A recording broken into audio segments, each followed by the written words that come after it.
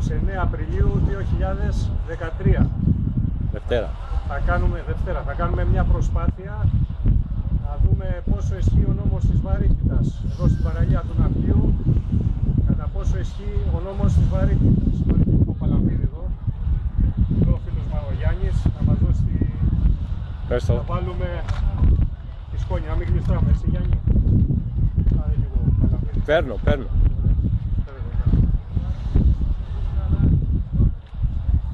Κοντοζύγος, ναι ρε Γιάννη.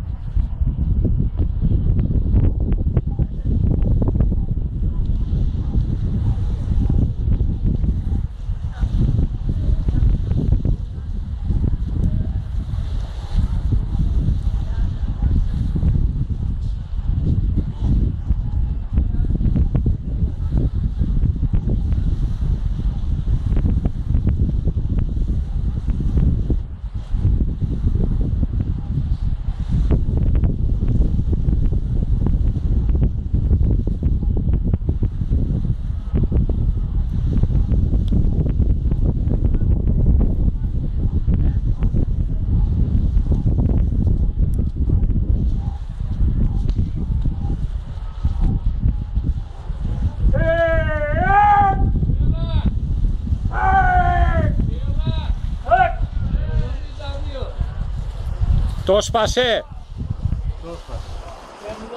Το σπάσε.